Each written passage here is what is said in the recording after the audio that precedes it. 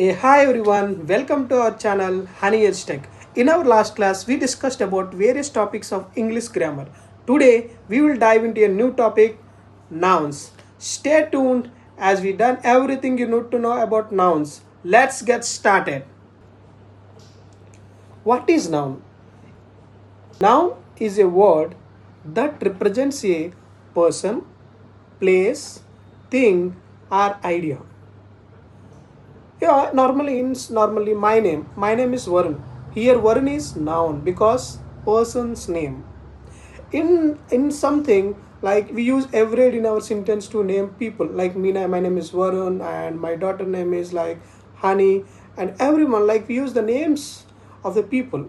Normally, like I'm from Vishakhapatnam. Is the place where the place name like Vishakhapatnam is the place name, and in the same way we'll have different objects and everything name be called as a noun.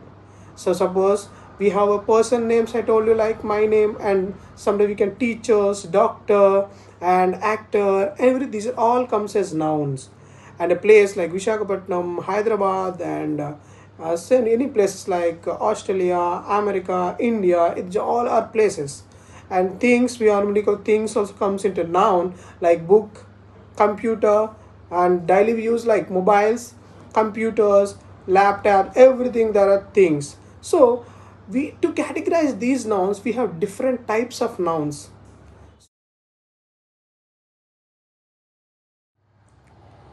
So here we'll discuss about types of nouns.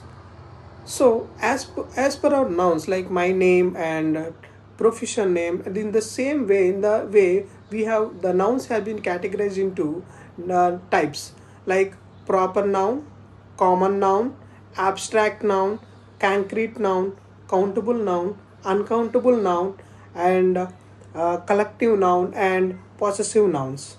So here we'll discuss about the first noun, that is a common noun. What is a common noun? A common noun is a general name for a person, place, thing or any idea. The sentence which starts with a common noun, it should be not specific that it should be begin with a capital letter. For example, dog, country, car, teacher or any city. Now let's look at an example. Okay, I saw a dog in the park.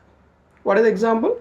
I saw a dog in the park. In this sentence, dog is a common noun because it refers to any dog, not a specific one, and it doesn't needs to be capitalized. A proper noun is a name of specific person, place, thing, or any idea.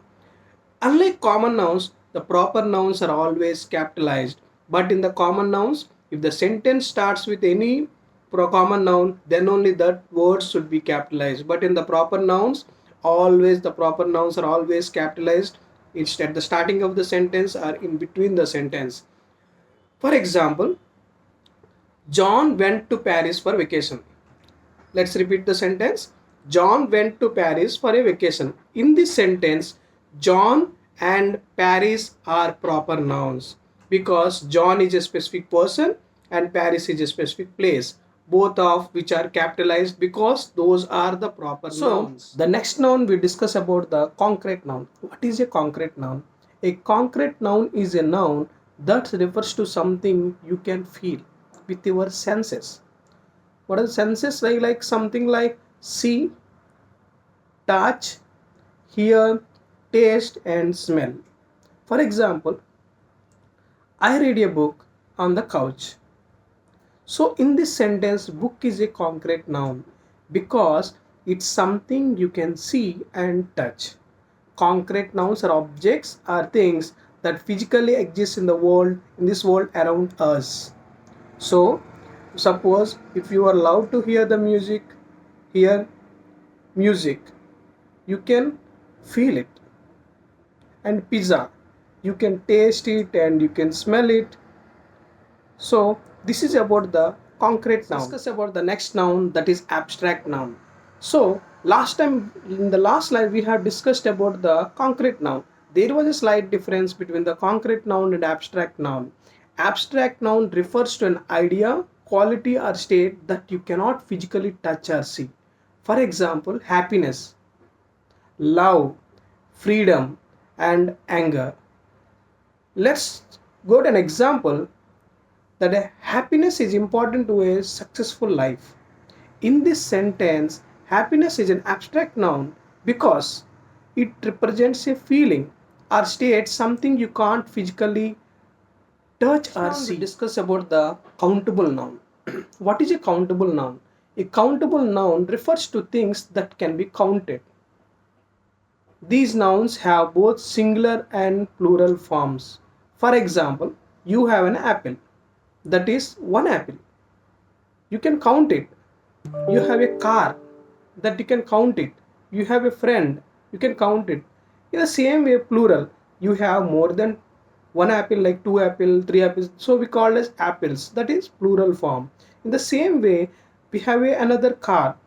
That is two cars. You have the two cars. Then we say that is in plural form.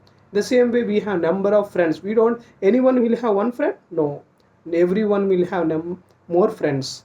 So we'll call for friend in the plural, that is friends. Let's check an example. I have 3 books on the shelf. In this sentence, books is a countable noun because you can count them. Countable nouns can be used in both singular and plural forms. The next noun we'll discuss about the noun that is uncountable noun. Here the uncountable, then the word itself means we cannot count it. So, and the uncountable noun refers to things that cannot be counted individually. These nouns often represent a whole mass or any concept. For example, water, air, furniture, knowledge. We cannot count it. Look at some example. Can I have some water? In this sentence, water is an uncountable noun because you can't count water in individual units. Uncountable nouns represents things that are seen as a whole of a mass.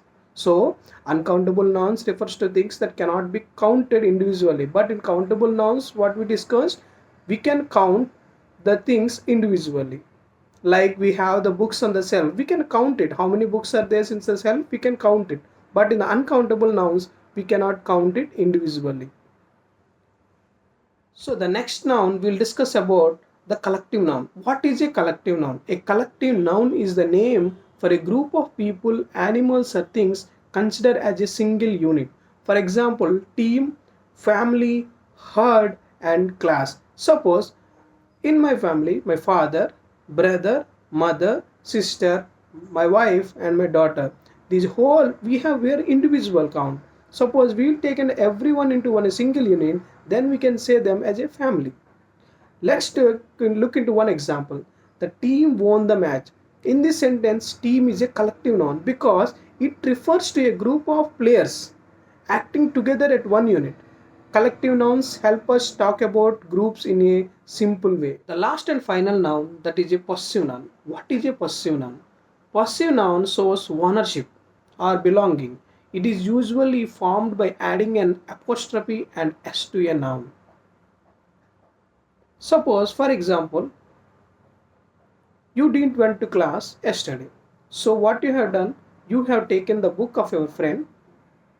So whose book it is? Your friend's book. Your friend name is John. Now we can tell this it is John's book. The same way we can mention the dog's bone or Sarah's house. Let's take an example. John's car is parked outside. In this sentence, John's is a possessive noun because it shows that the car belongs to John. Possessive nouns helps us to express ownership in a simple way.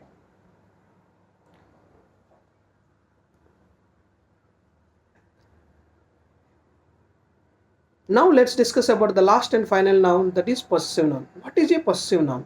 A possessive noun shows ownership or belonging. It is usually formed by adding an apostrophe and s to a noun. For example, you did went to the class yesterday. So you have taken the book of your friend to complete all the work notes. So that book, whom's book? That is your friend. His name is John. So that book is John's book. Who is the owner of the book? John. So we come as John's book. The same way the dog's bone and the Sarah's house. Let's look at one example. John's car is parked outside. In this sentence, John is a possessive noun because it shows that the car belongs to John. Possessive nouns helps us to express ownership in a simple way. Guys, this is about the whole concept of noun and types of noun, and we more discussed about each noun with an example. So guys, thanks for watching and stay tuned, and our next video will cover examples of each nouns, and we will dive into the next concept, that is pronouns. So guys, don't forget to like and subscribe for more lessons. See you soon and keep learning. Bye bye.